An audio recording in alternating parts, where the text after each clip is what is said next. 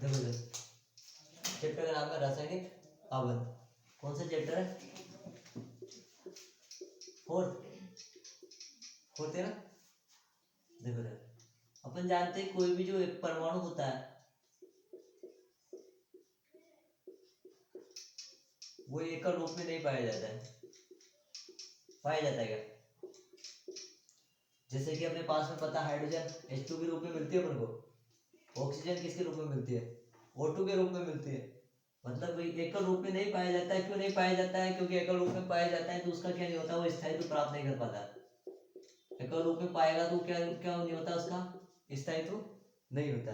तो स्थायित्व पाने के लिए किसी भी दूसरे परमाणु या तो उसी के समान उसके परमाणु से या फिर किसी भी दूसरे परमाणु से क्या होता है, बंध बनाता है। इसी चीज को बोलते हैं रासायनिक आबंध। किसे बोलेंगे? रासायनिक आबंध। कोई भी परमाणु है, कोई भी परमाणु जो कि बंध बनाने के लिए क्या होता है, किसी भी दूसरे परमाणु अपने किसको बढ़ाने के लिए, स्थायित्व को बढ़ाने के लिए, कोई भी परमाणु अपने स्थायित्व को बढ़ाने के लिए क्या होता है, किसी दूसरे परमाणु के साथ में क्या बनाता है, किसी दूसरे परमाणु के साथ में क्या बनाएगा, आबंध। आबंध बनाता है। इस आबंध को अपन क्या बोलते हैं? रासायनिक आबंध। बात समझ में आए? रासायनिक आबंध। हम जानते हैं कि कोई भी परमाणु एकल रूप में नहीं पाया जा सकता है। क्यों नहीं पाया जा सकता है? क्योंकि वो एकल रूप में उसका स्थायित्व नहीं होता है। तो कोई भी परमाणु अपने स्थायित्व को बढ़ाने के लिए किसी भी दूसरे परमाणु या उसी के समान परमाणु से क्या करेगा, बंध बनाएगा। तो इसे ही हम बोलते हैं रासायनिक आबंध। अब हम पढ़ते हैं रासायनिक आबंध 3 प्रकार का होता है, ध्यान से सुनना। कौन कौन सा? एक होता है सहसंयोजक आबंध, सहसंयोजक आबंध। एक होता है आयनिक आबंध और एक होता है उपसहसंयोजक आबंध। उपसहसंयोजक आबंध। अपन को इन तीनों बंधों के बारे में क्या होना चाहिए, कैसे बनते हैं और क्यों बनते हैं, इनके बारे में पता होना चाहिए। तो पहले तो अपन को पता होना चाहिए रासायनिक आबंध बनता क्यों है। बनता है इसलिए कि कोई भी परमाणु अपने स्थायित्व को बढ़ाने के लिए किसी दूसरे परमाणु के साथ में क्या करता है, बंध का निर्माण करता है। तो बंध का निर्माण करता है, उसी बंध को बोलते हैं अपन रासायनिक आबंध। तो ये 3 प्रकार से बंध का निर्माण कर सकता है, सहसंयोजक आबंध, आयनिक आबंध और उपसहसंयोजक आबंध। ये कब बनते हैं? स्थायित्व प्राप्त करने के लिए बनाता है वो। अच्छा आगे चलते हैं। देखो इससे पहले अपन को पता होना चाहिए, सबसे पढ़ने से पहले, बंधों को पढ़ने से पहले, लुईस इलेक्ट्रॉन डॉट संरचना, लुईस इलेक्ट्रॉन बिंदु।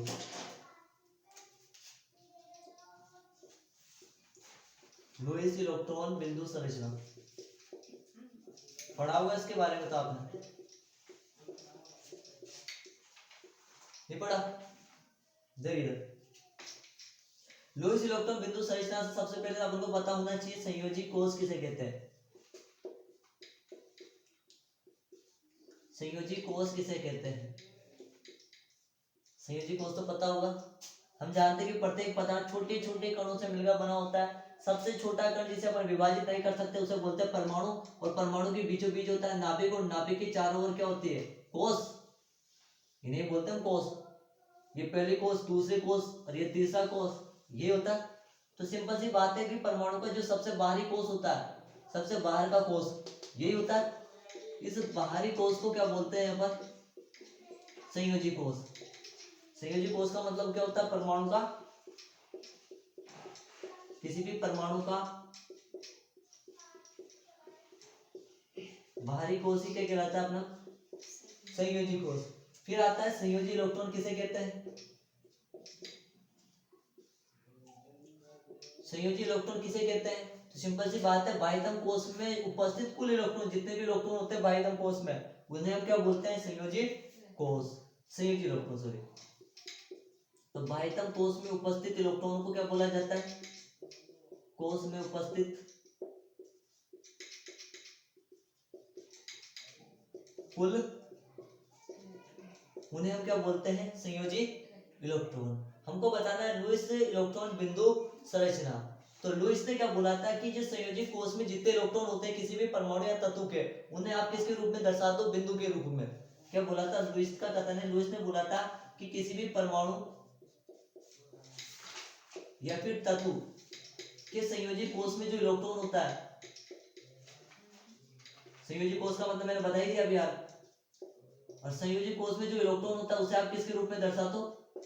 बिंदु के, उसे ही क्या बोलते हैं? लुईस इलेक्ट्रॉन बिंदु संरचना। जैसे कि अपन को पता है हाइड्रोजन कितने नंबर पे आता है? 1 नंबर पे आता है। तो सिंपल सी बात है, इसके बाह्यतम कक्षा में इलेक्ट्रॉन पे कितने होंगे? संयोजी इलेक्ट्रॉन पे कितना है? 1 है। तो आप इस इलेक्ट्रॉन को कहाँ दर्शा दो? यहाँ डॉट लगा के बता दो। अच्छा, हीलियम कितने नंबर पे आता है? 2 पे। इलेक्ट्रॉन ऐसे बढ़ना होता है ना, 2 8 8 18 18 इस प्रकार से करते हैं पर इलेक्ट्रॉन का क्रम बता रखा है ना, तो 2 8 8 18 18। अच्छा, तो हीलियम कितने 2 पे आता है, तो कितने बाह्यतम कक्षा में भी कितने इलेक्ट्रॉन है? 2। तो हीलियम के पास में भी कितने आ जाएंगे? 2। यहां तक कोई दिक्कत? अभी आगे बताऊंगा पूरे को पूरे। वापस सुनो, क्या बता रहा था? लुईस इलेक्ट्रॉन बिंदु संरचना। तो लुईस इलेक्ट्रॉन बिंदु संरचना पढ़ने से पहले अपन को 2 चीजें पता होना चाहिए, एक संयोजी कोष और एक संयोजी इलेक्ट्रॉन। संयोजी कोष का मतलब होता है कि परमाणु का जो सबसे बाहरी कोष होता है उसे हम बोलते हैं संयोजी कोष। और संयोजी इलेक्ट्रॉन का पता है कि संयोजी कोष में, इस बाहरी कोष में जितने इलेक्ट्रॉन होते हैं, कुल इलेक्ट्रॉन, उन्हें बोलते हैं संयोजी इलेक्ट्रॉन। और फिर अपन को पता है कि परमाणु या तत्व के संयोजी कोष में, अब देखो लुईस इलेक्ट्रॉन बिंदु संरचना कब बनती है? तो सिंपल सी बात, लुईस ने कथन बोल दिया कि किसी भी परमाणु या तत्व के जो बाह्यतम कोष में जो इलेक्ट्रॉन होता है उसे आप किसके रूप में दर्शाते हो? बिंदु के रूप में। उसे क्या बोल देंगे? लुईस इलेक्ट्रॉन बिंदु संरचना। अब देखते हैं अलग अलग परमाणु की बनाई बातें।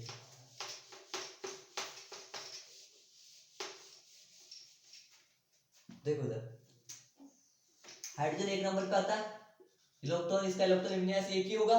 बाह्यतम कोष में कितना इलेक्ट्रॉन है? एक ही, इसीलिए इसका इलेक्ट्रॉन बिंदु संरचना 1। हीलियम 2 नंबर पे आता है। बाह्यतम कोष में कितने इलेक्ट्रॉन? 2। यहाँ पर भी कितने होंगे? 2।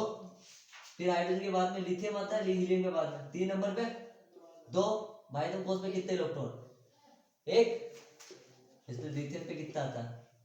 1। अच्छा, लिथियम के बाद में बेरिलियम, बोरोन, कार्बन, नाइट्रोजन और ऑक्सीजन। बेरिलियम कितने पे आता है? 4 पे। 2 और 2 कितने बाह्यतम कोष में इलेक्ट्रॉन? तो यहाँ बेरिलियम पे कितना लगा देंगे? 2 डॉट। अच्छा, बोरोन कितने नंबर पे आता है? तो 2 और 3। बाह्यतम कोष में कितने इलेक्ट्रॉन है? दर्शा दिया थे। अच्छा, 2। कार्बन के कितने बाह्यतम कोष में? 4। दर्शा सकते हैं। नाइट्रोजन 2 और 5। तो यहाँ पर लिखेंगे नाइट्रोजन, और कितने इलेक्ट्रॉन दिखाने? 5। 2 6 कितने दर्शाने ऑक्सीजन के बाद? 6 हो गए। अच्छा, ऑक्सीजन के बाद में कौन आता है? फ्लोरीन। फ्लोरीन के बाद में neon, sodium, magnesium, aluminium, silicon, phosphorus, sulphur, chlorine, argon, potassium और कैल्शियम। सही है। फ्लोरीन 2 नंबर पे आता है। पहली कक्षा में 2 और फिर 7। इस सबका इलेक्ट्रॉन विन्यास लिखते थे। ये कितने पे आता है? 10 पे आता है। 2 और 8 8 ही होगा ना यहाँ पर 8।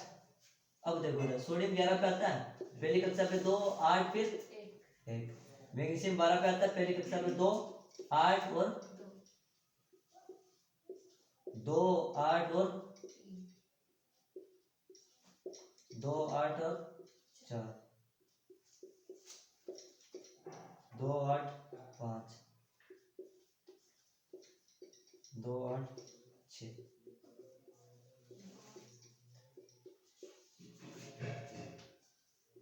2 8 8। फिर यहाँ पे क्या होगा? 2 8 8 और 20 पे क्या होगा? 2 8 8 और 2। ठीक है, 2 8 8 और 2। अब इसका अपन को बनाना है इलेक्ट्रॉन बिंदु संरचना फ्लोरीन का। ये फ्लोरीन कितने इलेक्ट्रॉन दर्शाना है? हो गया 7। हो गया ना? 2 2 4 2 6 और 1 7। अब ये क्या है? नियोन। अगर अपन नियोन की बात करें, नियोन के पास में कितने बाह्यतम कक्षा में? ये नियोन का इलेक्ट्रॉन, लुईस इलेक्ट्रॉन बिंदु संरचना होगी। अच्छा, अब बनानी किसकी? सोडियम की। तो सोडियम की बाह्यतम कक्षा में कितना है, तो यहाँ कितना इलेक्ट्रॉन आ जाएगा, एक। बनानी किसकी, मैग्नीशियम की, तो कितने आ जाएगा, बनानी एल्यूमिनियम की, कितने आ जाएंगे, सिलिकॉन के। इसमें कोई दिक्कत नहीं है। कुल मिला के बात अगर आपसे पूछे लोएस्ट इलेक्ट्रॉन बिंदु संरचना, तो करना कुछ भी नहीं है। लुईस ने बोला था कि संयोजी कोष में जितने इलेक्ट्रॉन होते हैं उसको आप किसके रूप में दर्शा दो, बिंदु के रूप में लिख दो, परमाणु के बिंदु के रूप में, उसे बोल देंगे क्या, लोएस्ट इलेक्ट्रॉन बिंदु संरचना।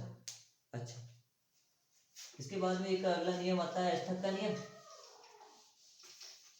पढ़ा होगा अष्टक का नियम।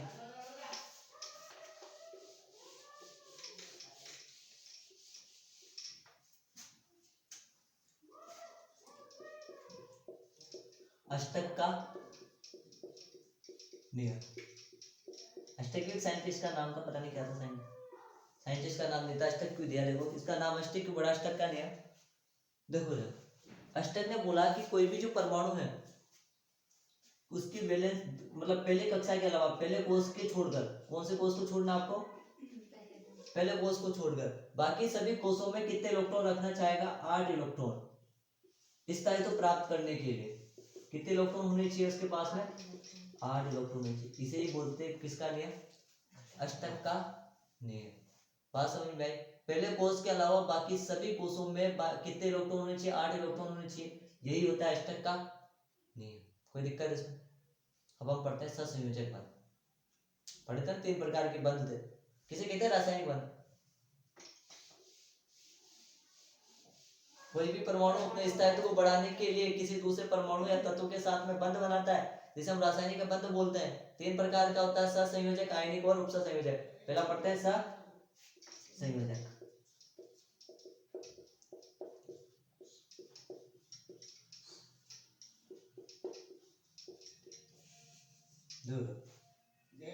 सहसंयोजक बंध बनता है इलेक्ट्रॉन की साझेदारी से।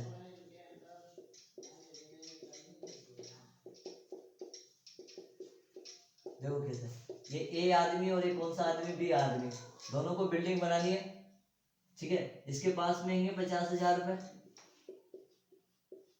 और इसके पास में होंगे कितने, 70,000, ठीक है। एक के पास में 50,000 और एक के पास में कितने, 70,000। लेकिन बिल्डिंग बनाने के लिए जरूरत है कितने, 1,00,000 और 20,000 की। कितने की, 1,20,000 की। अब क्या होगा, ये बोलता है कि आप मेरे से ले लो, और ये भी दोनों आपस में क्या करेंगे, बिल्डिंग इसको भी बनानी है, बिल्डिंग इसको भी क्या बनानी है, बिल्डिंग बनानी है, दोनों की चाहते हैं बिल्डिंग बनाना। तो क्या करेगा, ये भी ये इसको पैसे देता है, ये भी इसको, दोनों मिलकर क्या करते हैं, दोनों आपस में पैसों को मिला लेता है और मिला के किसका निर्माण करता है, बिल्डिंग का। दोनों को चाहत तो क्या थे, बिल्डिंग ही थी।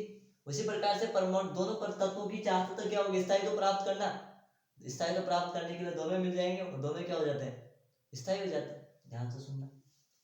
तो इसी ये दो है, दो चीजों में होगी साझेदारी। तो सिंपल सी बात है, सहसंयोजक बंध की परिभाषा लिखोगे तो क्या लिखोगे कि दो परमाणु के बीच में इलेक्ट्रॉन की साझेदारी से बंधा बंध कौन सा होता है, कौन सा बंध होता है, सहसंयोजक बंध।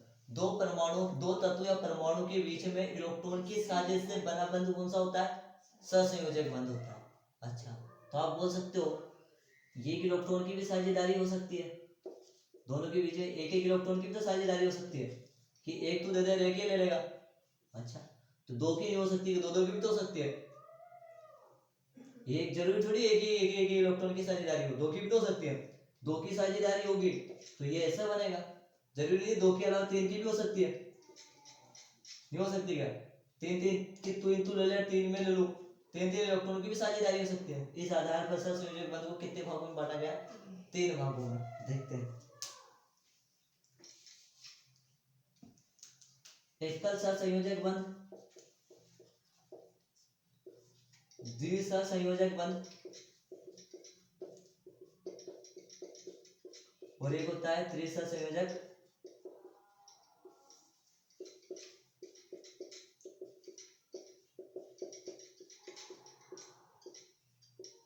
त्रिसहसंयोजक बंध।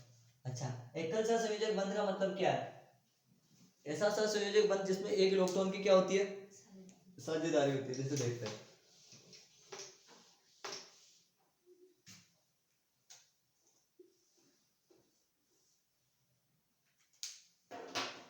देखो H2 की बात करते हैं, ठीक है। आपको पता है, बताओ यहाँ कितना आएगा इलेक्ट्रॉन, लुईस इलेक्ट्रॉन बिंदु साइज में, और इस वाले हाइड्रोजन में भी एक ही आएगा।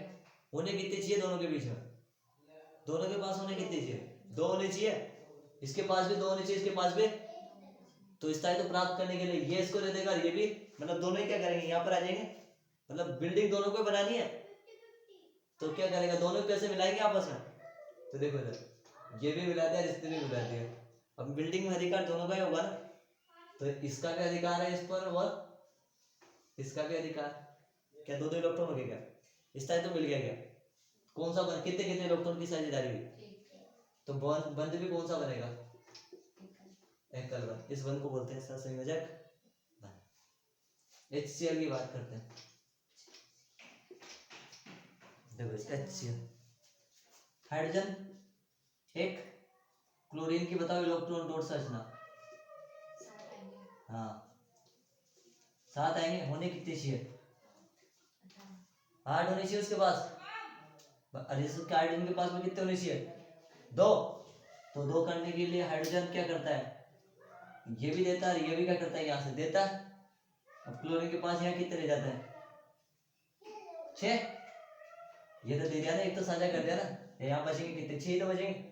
अच्छा, इस पर अधिकार, इन दोनों पर अधिकार इसका भी हो गया और इसका भी होगा, क्योंकि दोनों ने साझेदारी करी ना, दोनों ने तो मिला है, ठीक है। तो ये वाला बंध कौन सा हो गया, इन दोनों के बीच में सहसंयोजक बंध बोला जाता है। कौन सा बंध होता है सेल के अणुओं के बीच में, तो एकल में भी कौन सा, सहसंयोजक बंध। अच्छा, ये आपको समझ में आ गया, आगे चलते हैं। द्विसहसंयोजक बंध किसे बोलते हैं, जिसमें कितने इलेक्ट्रॉन की साझेदारी हो, 2 इलेक्ट्रॉन की साझेदारी होती है। देखते हैं देखते हैं। O2 की बात करें, O2 ऑक्सीजन की बताओ इलेक्ट्रॉन बिंदु संरचना, ऐसी होती है, ऐसी होती है, अभी बना के आया पीछे। अच्छा, होने कितने चाहिए ऑक्सीजन के पास में, 8 है, कितने, ये बोलता है कि 2 मेरे से यहाँ पर मैं दे दूंगा और 2 तू भी दे दे, यहाँ 4 हो जाएंगे, 4 पे अधिकार इसका भी हो जाएगा और उसका भी हो जाएगा, 4 4 8 हो गए।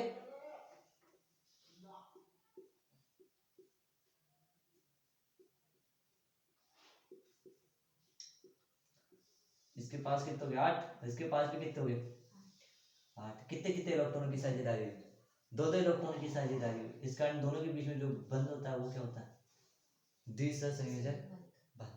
कोई दिक्कत। अच्छा, कार्बन डाइऑक्साइड की बात करते हैं, ये कार्बन और ये की ऑक्सीजन और ये वाला ऑक्सीजन की इलेक्ट्रॉन बिंदु संरचना 6, इसकी 4 देखी थी, कार्बन की 4 हुई थी ना। अब मेरे को बताओ इसको 6 कितने, अच्छा तो ये बोलता है 2 मैं दे दूंगा, 2 तू दे दे, यहाँ से ऐसा हो सकता है ना। अब तो देखो देखो, तो ऑक्सीजन क्या देता है, यहाँ से 2 देता है, ये ऑक्सीजन के 2 आगे, कार्बन के भी कितने आएंगे, इधर भी कार्बन से बोलता है 2 मैं दे दूंगा और 2, इसके भी 8 चाहिए, तो ये कार्बन के 2 आगे और ये ऑक्सीजन के, यहाँ ऑक्सीजन के कितने बच गए, 4। होने ऑक्सीजन के पास 8 चाहिए, तो इसका अधिकार, ऑक्सीजन का भी इस पर अधिकार और कार्बन का भी, इन पर इस ऑक्सीजन का है अधिकार। कार्बन के पास होने कितनी चाहिए, 8 कर दो, ये क्या बनेगा, इलेक्ट्रॉन बिंदु संरचना। कोई दिक्कत नहीं है, ये है तो एक मिनट, SO2 सल्फर कितने नंबर बात है,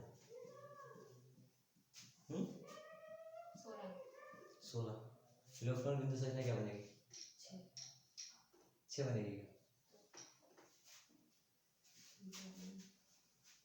देखते हैं कि 6 बने, इसके पास कितने होने चाहिए,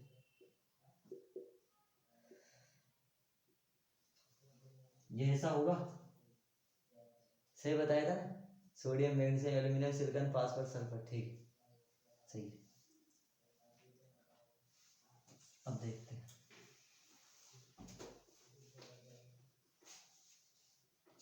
अच्छा यहाँ पर कितने इलेक्ट्रॉन होने चाहिए इसके पास में? दो। तो ये दो ये दे देगा यहाँ से और दो ये दे देगा। सल्फर के पास में फिर यहाँ बच जाएंगे दो, और दो इधर दे देगा और दो इधर से ले लेगा। ऑक्सीजन के पास में यहाँ बच जाएंगे ये। अभी सुनना ध्यान से, ये से अगर ये चीज वापस इन दोनों से साझा करता है इस प्रकार से, तो सल्फर के पास में तो इलेक्ट्रॉन 8 से ज्यादा गए,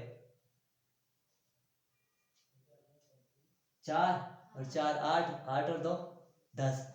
तो यहाँ पर क्या होता है, ये साझा नहीं करता। आप उपसर संयोजक बंध अभी आ गया तीसरे नंबर पे। यहाँ पर एक बंध बनता है, कौन सा? उपसर संयोजक बंध। अभी आगे पढ़ेंगे सुख कैसे बनता है।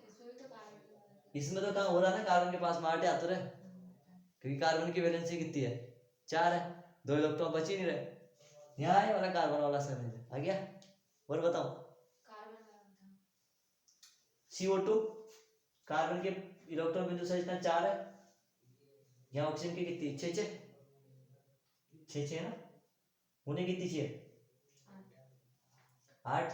तो 2 ये देगा और 2 ही, 8 जब भी तो होंगे ना, 2 तो यहाँ से चले जाएंगे और 2 यहाँ से आ जाएंगे, 4 हो जाएंगे यहाँ पर, और 4 और 4 कितने हो जाएंगे? और यहाँ पर भी 8 होने चाहिए। 8 होने के लिए 2 ये दे देगा और 2। अब कार्बन के पास तो कुछ बचा ही नहीं, बचा नहीं, तो जो दिए थे ना उसने पहले भी, सबको क्या कर लेगा? वापस छीन ले। तो कार्बन की होगी वैलेंसी पूरी, कोई दिक्कत। आगे चले, त्रिसर संयोजक बंध। द्विसर संयोजक बंध हो गया।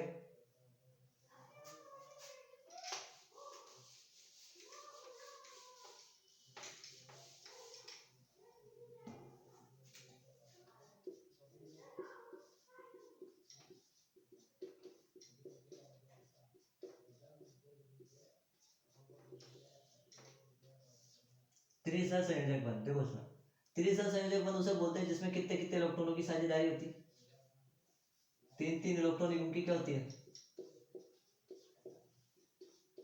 साझेदारी, हाँ या ना?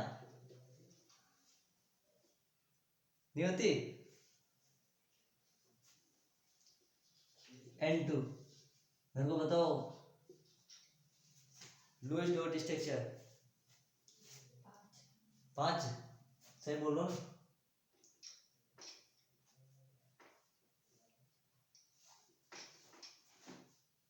बना दी 5, उन्हें कितने चाहिए? 8। अब 8 के लिए क्या करेगा? कितने देगा? 3। तो 3 देने भी पड़ेगा और 3 ऐसे होगा ना, 3 ये दे और 3 ये भी, नहीं आया समझ में? 3 ये भी दे और 3 ये भी दे, तभी फिर वापस मिला देंगे तो कितने कितने देंगे? 8 8। देखना ये नाइट्रोजन, ये 3 इसने यहाँ से कर दिया दान, ये नाइट्रोजन, ये 3 इसने यहाँ से कर दिए, इसको साझा कर दिया ना 3 का, 3 इसके भी निकल गए और 3 इसके भी निकल गए, 3 निकलते हैं 2 ही बचेंगे। अब ये क्या कर लेगा? ले लेगा 6 और 2, ये 3 ये भी ले लेगा, 6 और 2 8। कितने कितने इलेक्ट्रॉनों की साझेदारी हुई? 3 इसलिए बंध कौन सा बनता है? N triple bond. कोई दिक्कत नहीं है? आगे चले। अच्छा, सहसंयोजक बंध में कोई दिक्कत ही नहीं, आयनिक बंध पे आता है।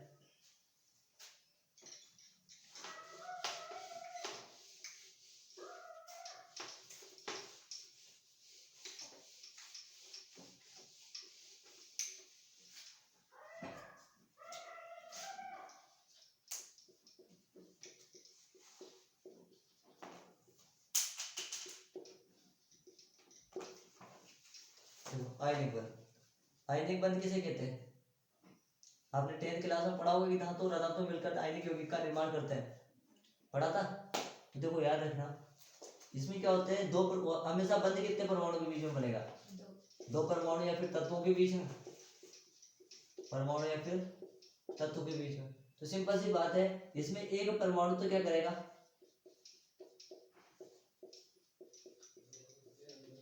इलेक्ट्रॉन का क्या करता है? दान।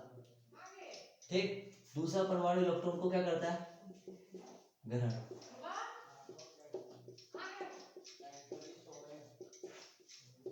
ठीक है, एक परमाणु तो इलेक्ट्रॉन का दान करता है, दूसरा परमाणु इलेक्ट्रॉन को क्या करता है? ग्रहण। जो दान करता है उस पर कैसा चार्ज आता है? धनावेश, है ना। और जो ग्रहण करता है उस पर कैसा चार्ज आता है? ऋणावेश। तो दो प्रकार के आयन बनते हैं, धनावेश आयन और ऋणावेश आयन। धनात्मक आयन और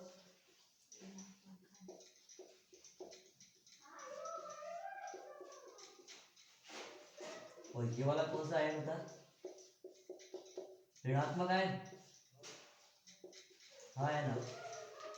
दो प्रकार के आयन बन गए। आयनिक बंध पढ़ना है। आयनिक बंध हमेशा दो परमाणु या तत्वों के बीच में बनता है। इसमें एक परमाणु क्या करता है? इलेक्ट्रॉन का दान करता है, दूसरा परमाणु इलेक्ट्रॉन का ग्रहण करता है। अर्थात एक परमाणु पर धनावेश आता है तो दूसरे परमाणु पर क्या आता है? ऋणावेश आता है। और जो भी धनावेश और ऋणावेश के बीच में जो बंध बनता है उसे बोलते हैं हम आयनिक बंध। और जिन यौगिकों में आयनिक बंध पाया जाता है उन्हें कौन से यौगिक बोलते हैं? आयनिक यौगिक। समझ में आया? जिन यौगिकों के अंदर कौन सा बंध मिलता है? आयनिक बंध मिलता है, उन्हें आयनिक यौगिक बोलते हैं। जैसे कि NaCl एक यौगिक है, तो इसे कौन सा यौगिक बोलते हैं? आयनिक यौगिक। HCl में क्यों मिलेगा? अब देख उधर, मेरे को बता, हाइड्रोजन के इलेक्ट्रॉन का दान करते हैं क्या? हो तो सकता है, बोल तो सही दिया। अभी देखते हैं उसको।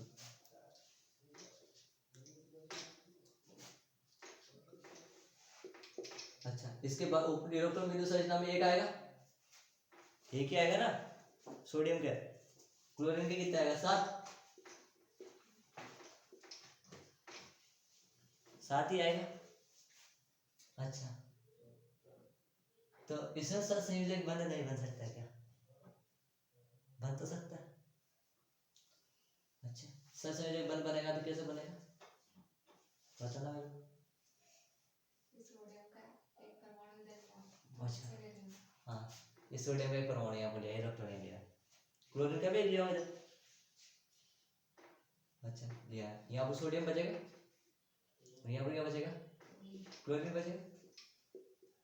कितने बचेंगे? 6, है ना। अब मैं इसको ऐसा कर दूं, है ना, ऐसा कर दूं। सोडियम के बाइथम में कितने इलेक्ट्रॉन होने चाहिए स्थायित्व प्राप्त करने के लिए? 8 होने चाहिए ना। एक ग्रहण करेगा तो 8 बन जाएंगे। कैसे 8 बन जाएंगे? 2 ही तो होंगे।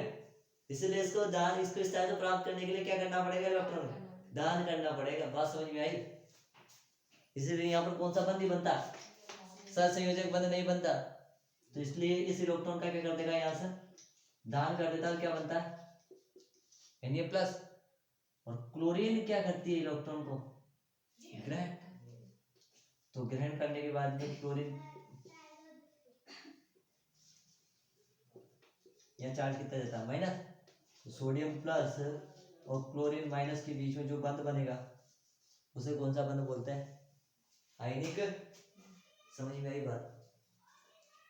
सहसंयोजक बंध में तो इलेक्ट्रॉन की साझेदारी हो रही है, और यहाँ पर तो इलेक्ट्रॉन क्या हो रहा है? एक तरफ से निकल रहा है, दूसरी तरफ से क्या कर रहा है? मतलब कोई आदमी जो धनी आदमी दूसरे को क्या कर रहा है? दे रहा है। गरीब को क्या कर रहा है? दे रहा है। वहां तो क्या था? दोनों बराबर के थे, तू भी ले और मैं भी लूं, दोनों बराबर की साझेदारी करेंगे। यहाँ पर ऐसा नहीं है। यहाँ पर किसका भेद आ गया? ऊंच नीच का। ऊंच नीच का आ गया ना। एक तो अमीर आदमी और एक कैसा आदमी? गरीब आदमी। अमीर तो क्या कर रहा है? दे रहा है। और गरीब क्या कर रहा है? ले रहा है। कोई दिक्कत? अच्छा, दिक्कत नहीं है तो फिर बनाएंगे, बता दो। MgCl2 में कौन सा बंध बनेगा? आयनिक बनेगा, सहसंयोजक बनेगा? आयनिक बनेगा, सहसंयोजक बनेगा? ये मैग्नीशियम, ये क्लोरीन और ये क्लोरीन। मैग्नीशियम में कितने आएंगे?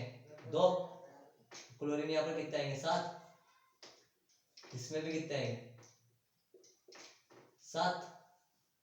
7 ही आएंगे, ये नहीं आएंगे? अच्छा, मैग्नीशियम को स्थायित्व प्राप्त करने के लिए कितने इलेक्ट्रॉन की जरूरत है? 8। हाँ, अगर सहसंयोजक बंध बन सकता है? नहीं बन सकता? नहीं बन सकता। क्यों नहीं बन सकता? क्योंकि क्योंकि सहसंयोजक बंध बनेगा जब इसके पास में कितने आने चाहिए? 6 इलेक्ट्रॉन और आने चाहिए। अच्छा, समझ गया। अब देखते हैं, तो एक इलेक्ट्रॉन को इसको दान कर देगा और एक किसको कर देगा? क्लोरीन को कर देगा। तो मैग्नीशियम पे तो चार्ज कितना जाएगा, +2 आएगा। और इस क्लोरीन पे इस वाले पे भी, दोनों के बीच में बंध बनाए, कौन सा बंध होता है, आयनिक। कोई दिक्कत, आगे चले। आयनिक पर समझ में आया। आपको पता होगा कि आयनिक यौगिक कोई गलनांक और क्वथनांक उच्च होता है, ठीक है ना। और गलित अवस्था में विद्युत के क्या होते हैं, सुचालक होते हैं। ठोस अवस्था में विद्युत के क्या होते हैं, कुचालक होते हैं। अच्छा, इनके अणु पास पास होते हैं, इनके बीच में अंतराण्विक आकर्षण बल क्या होता है, सर्वाधिक होता है। बहुत बढ़िया।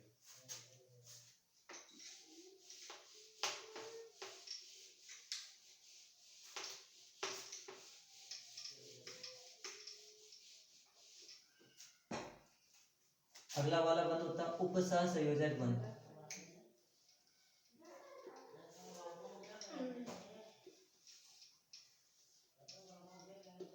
उपसहसंयोजक बंध, देखो दो आदमी ए और बी। तो एक बार तो क्या हुआ, पहले तो क्या हुआ, शुरू में तो दोनों ने क्या कर ली, साझेदारी कर ली। फिर सेकंड कंडीशन पे क्या करा, एक बड़ा आदमी था और एक गरीब आदमी था, तो बड़े आदमी ने गरीब आदमी को दे दिया, गरीब आदमी ने ले लिया। अब इसमें ऐसा नहीं है, ये तो बोलता है कि मेरे पास तो कुछ नहीं है, ना मैं तो दे सकता हूँ ना मैं ग्रहण कर सकता हूँ। जो करेगा वो करना किसका, तो इसमें क्या करता है, ये इलेक्ट्रॉन युग्म का दान करता है। क्या करता है ये इलेक्ट्रॉन युग्म का, केवल एक ही परमाणु इलेक्ट्रॉन का क्या करता है, दान करता है। उसे हम बोलते हैं कौन सा, इसमें ग्रहण वरण नहीं होता, केवल इलेक्ट्रॉन का क्या कर रहा है, दान करता है। तो इसे बोलते हैं उपसहसंयोजक बंध। इसको लिखते हैं अपन एरो के द्वारा, एरो के। जैसे देखो कार्बन मोनोऑक्साइड, कार्बन की बताओ मेरे को क्या होती है, electron dot structure, Lewis electron dot structure 4। Oxygen की होती है। अच्छा, कार्बन के पास होने कितनी चाहिए, 8 है। यहाँ पर 4 आएंगे तब 8 होंगे। अगर यहाँ से 2 दे देता है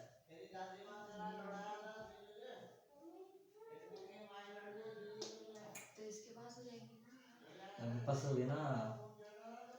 ये 2 दे दिया इसने यहाँ से ना, ये भी कितने देते हैं यहाँ से, 2 दे रहा है। तो अभी जो मैं उपसहसंयोजक बंध की बात नहीं कर रहा, अभी तो जो बन रहा है उसकी बात कर रहा हूँ। ऑक्सीजन यहाँ पे कितने बच जाएंगे इसके पास, 4। अब मेरे को बात बताओ, एक ऑक्सीजन तो कुछ हो जाएगा, 8 हो गया ऑक्सीजन के पास, हो गया ना। 2 और 2 4, 4 8। देखिए इसको देखो तो,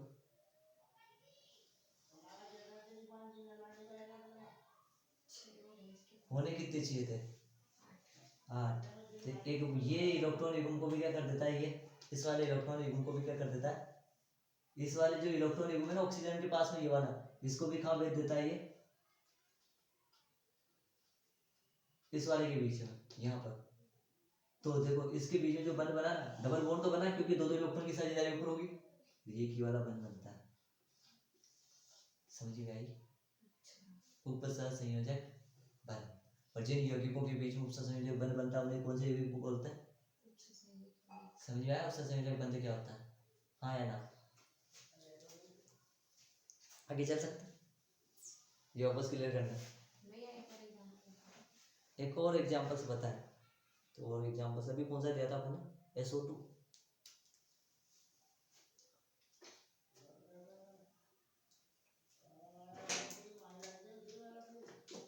हम जानते हैं सल्फर 16 का आता है, आपने बताया था मेरे को। ऑक्सीजन, ऑक्सीजन यहाँ पर कितने होते हैं, 6। इसके पास पे कितने होता है, 6। और सल्फर के पास भी कितने होता है, अच्छा। इसके पास में 8 होने के लिए 2 इधर भी दे दे, 2 इधर से भी दे दे, यही होता है, यही होगा ना। किसके पास में, इसके ऑक्सीजन के पास में, अच्छा। और इसके पास में भी होने के लिए, बोलो बोलो बोलो बोलो, किसके पास, अगर देखो इधर ये यहाँ से क्या कर देता है, 2 इलेक्ट्रॉन दे देगा, सल्फर ने 2 इलेक्ट्रॉन दे दिए। और अब ये भी क्या कर दिया इसने, यहाँ से 2 दे दिए, इसके पास में हो कितने गए, 8। अब इधर से ऑक्सीजन की ये भी 2 दे देता है और ऑक्सीजन भी यहाँ से कितने दे देगा 2। ऑक्सीजन के पास भी वो कितने गए 8 और सल्फर के पास में होने कितने चाहिए ज्यादा होने चाहिए मतलब कम हो गया ना। अब ये क्या करता है एक इलेक्ट्रॉन को इधर करता है और एक इलेक्ट्रॉन को क्या करता है इधर। तो यहाँ पर इन दोनों के बीच में क्या बनता है सहसंयोजक बनता है। सहसंयोजक इधर और इधर दोनों के बीच में कौन सा बंध बनेगा सहसंयोजक उप सहसंयोजक बंध। सॉरी यहाँ पर क्या हुआ था यहाँ पर भी वही चीज हुई थी। पहले अपन ने क्या करा ऑक्सीजन ऑक्सीजन को बैलेंस करा। इसको देखो वापस सुनना इस चीज कार्बन के पास में कितने 4 ऑक्सीजन के पास में कितने 6। 8 करने के लिए 2 ये दे और 2 ये दे 2 इसने दे दिए और 2 इसने दे दिए। ऑक्सीजन के पास में यहाँ कितने बच गए 6। ऑक्सीजन तो कुछ और हाइड इस कार्बन के पास में कितने 6 होने कितने 6। तो ये यहाँ से क्या करता है ये वाले इलेक्ट्रॉन आ जाते हैं किसके कहाँ पर इसके अंदर। ऑक्सीजन के पास तो 8 है अभी भी लेकिन अब यहाँ पर बंद कौन सा इसके पास भी कितने हो गए 8। इसमें इनमें इसकी कोई योगदान नहीं है ना। तो इसने क्या करे दान किया इसने थोड़ी देर के बदले। तो ये वाला इस वाले चिन्ह को किसके रूप में लिखते हैं फिर अपन इसे बोलते सहसंयोजक बल। ठीक है आगे चलते हैं फॉर्मूला है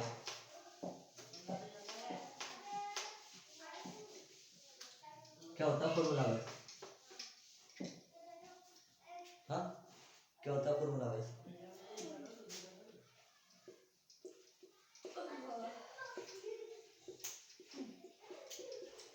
सूत्र होता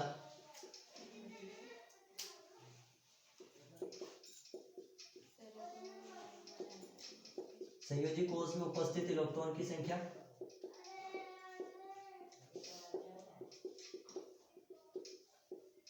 माइनस माइनस अबंधित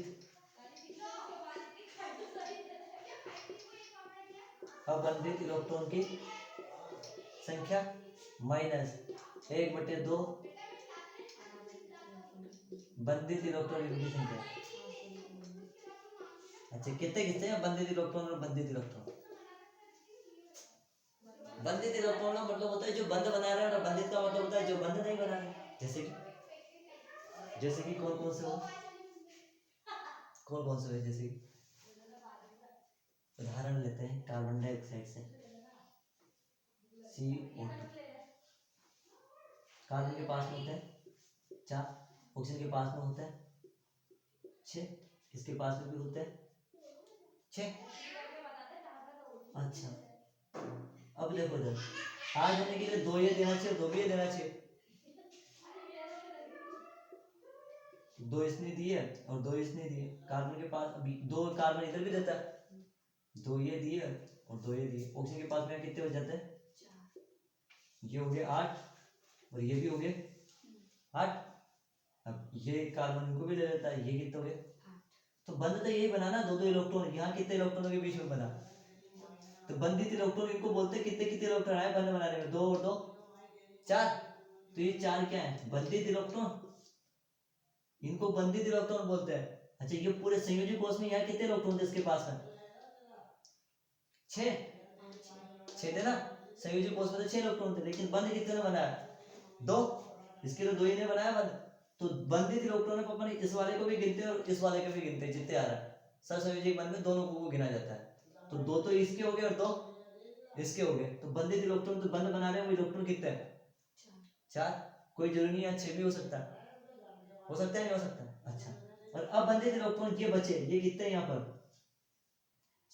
4 ये होता है अबंधित इलेक्ट्रॉन। अब देखो ध्यान से सुनना अपन देखो फॉर्मूला कंडीशन देखो कार्बन डाइऑक्साइड में अपन को निकालना है ऑक्सीजन का फॉर्मूला ऑक्सीजन परमाणु का कैसे निकालें।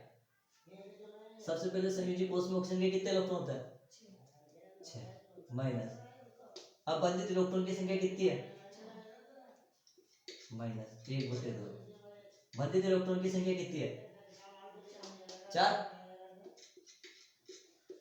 2 6 - 4 - 2 6 - 6 बराबर कितना फॉर्मूला है इस पे भी जीरो ही होगा, कोई दिक्कत? अच्छा कार्बन पे, कार्बन के पास में बताओ मेरे को, ये संयोजी कोष में कितने इलेक्ट्रॉन होते हैं?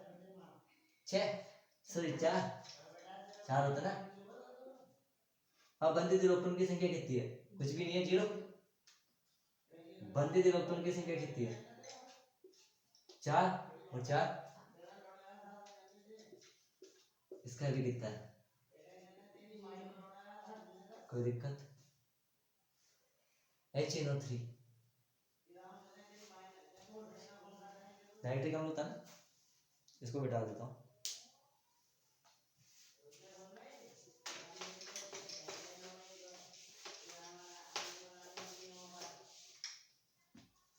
HNO3 नाइट्रिक अम्ल होता है। कैसा बनता है? नाइट्रोजन ऊपर ऑक्सीजन, इधर ऑक्सीजन, इधर ऑक्सीजन और इधर क्या होता है? हाइड्रोजन। नाइट्रोजन कितने नंबर पर आता है? 7 बोले तो 2 और 5, 5 है ना, ऐसा कुछ। अच्छा, ऑक्सीजन के पास में 6, इसके पास भी 6, इसके पास में 1। तो देखो इधर, इसके पास होने कितनी चाहिए? 2। तो ये क्या करता है, यहाँ नीचे बनाता हूँ इसी चीज को, nitrogen oxygen oxygen oxygen hydrogen, तो ये हाइड्रोजन, इसका हाइड्रोजन, इसने भी 1 दे दिया। अब ऑक्सीजन के पास में कितने बच जाते हैं?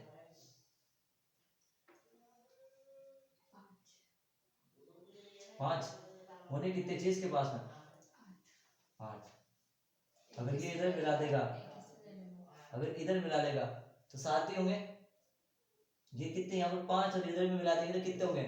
7 ही होंगे। तो क्या करेगा, ये 1 यहाँ दे देगा और 1 इससे ले लेगा। तो देखो इधर, तो इसके पास में बच कितने जाएंगे फिर? 4 बचेंगे, तो 4 है ना। 1 नाइट्रोजन दिया, इसने भी दे दिया। अब इनको मिलाएंगे तो ऑक्सीजन भी कंप्लीट हो गया काम, ऑक्सीजन हो गया नहीं हुआ? हो गया ना। 8 2 और 2 4 और 2 और 2 8। अब देखो नाइट्रोजन के पास में कितने हैं? 5 है ना, 5 में से 1 तो गया। अच्छा, इस वाले ऑक्सीजन के पास में है कितने हैं? होने कितने चाहिए? 8। अब 8 होने के लिए करेगा क्या? ये तो नहीं, एक इसको देगा, एक देगा, तो फिर तो ज्यादा हो जाएंगे। अगर यहाँ पर 2 जुड़ेंगे, ये कितने हैं? 6 ना, 5 और 2 7 होंगे, एक का कुछ काम हो गए। तो क्या करता है ये, यहाँ पर सहसंयोजक बंध बनता है, जिसके पास में ये 2 इलेक्ट्रॉन होते हैं ना, वो दोनों के दोनों इलेक्ट्रॉन कहाँ जाते हैं? ये दे देता है यहाँ पर, इस प्रकार से। ये 2 इलेक्ट्रॉन है ना, वो उपसहसंयोजक बंध कब बनता है? जब इलेक्ट्रॉन को क्या करते हैं, एक ही बंदा क्या करे, इलेक्ट्रॉन को दे। तो ये क्या करता है, दोनों के दोनों इलेक्ट्रॉन को दे देता है, जिसका अष्टक पूर्ण हो जाता है। जिसके पास में कितने हो जाते हैं? 8। अब इसके पास में बचे कितने? 2। इस ऑक्सीजन के पास में कितने हैं? 6 होने कितने चाहिए इसके पास में? 8। अच्छा, नाइट्रोजन के पास 2 है, तो यहाँ पे कौन सा बंध बनेगा? उपसहसंयोजक। अच्छा, ये तो इसी के हैं दोनों, तो इसके पास तो कितने रहेंगे? 6 ही रहेंगे। काम खराब। अब क्या होगा, अगर अपन इसको ऐसा बनाते हैं तो इसके नाइट्रोजन के पास में कितने हुए? 6। तो देखो इधर,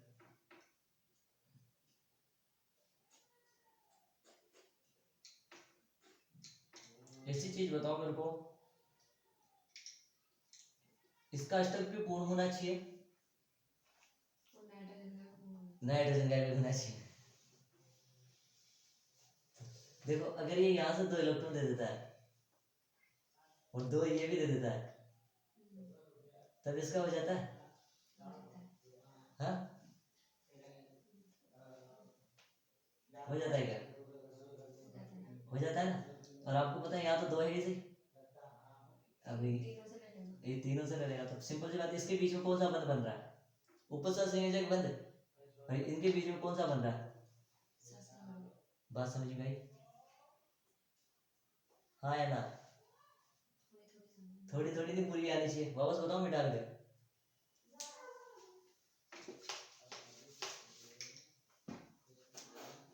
हाइड्रोजन हाइड्रोजन ने दिया, ऑक्सीजन ने भी दिया, इसके पास में 2 हो गए।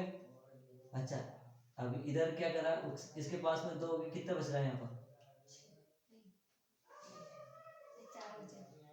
5 बचेंगे ना, 5 बचेंगे तो एक इधर दे देता है, वो यहाँ 4 ही रहता है, तो नाइट्रोजन से ले लेता है, सब मिलकर कितने हो जाते हैं? 8। यहाँ पर नाइट्रोजन के पास में कितने बचते हैं? 4 ही बचते हैं नाइट्रोजन के पास में, नाइट्रोजन के पास में 4 बचते हैं, तो 2 ऊपर देता है ऑक्सीजन को, ऑक्सीजन भी 2 इसको देता है, ऑक्सीजन के पास में कितने बच जाते हैं? 4। इसके पास में 8 हो जाते हैं, इसके पास में कितने हैं? और इसके पास में कितने होने चाहिए? अगर ये 2 इसको दे देता है, 2 ये भी दे देता है, बाई चांस ऐसा हो जाता है, ये भी 2 दे देता है, ये भी क्या कर देता है? 2 दे देता है, तो इसके पास तो 8 हो जाएंगे, ध्यान से सुनना, इसके पास तो हो जाएंगे 8, लेकिन जब इसको मिलाओगे 4 और 4 8 और 2 10 हो सकते हैं। इसीलिए ये क्या करता है, यहाँ पर ऑक्सीजन क्या करता है? देता नहीं है, ऑक्सीजन तो बिल्कुल ऐसा कैसा बैठा रहता है, कौन? ये वाले 2 इलेक्ट्रॉन क्या कर देता है, इस प्रकार से कर देता है कि ऑक्सीजन तू भी ले ले, तो वापस कुछ मत दे, तो कुछ नहीं देता है वापस, तो कौन सा बंध बनाता है? ऊपर सर संयोजक बंध, पता है ना, तो इनके बीच में कौन सा बंध बनता है?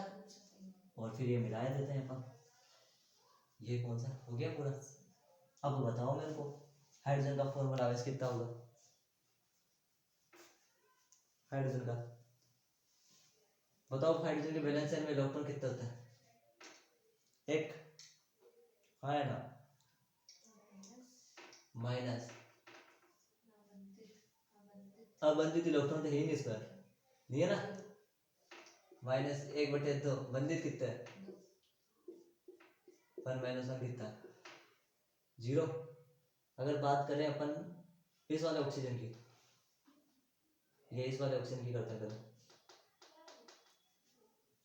अच्छा ऑक्सीजन की वैलेंस शेल में कितने इलेक्ट्रॉन थे? 6 माइनस, अच्छा अब बंधित इलेक्ट्रॉन कितने हैं इस ऑक्सीजन में? 2 और 4 है ना, ऑक्सीजन पे तो 4 है ना, 1/2 बंधित कितने हैं?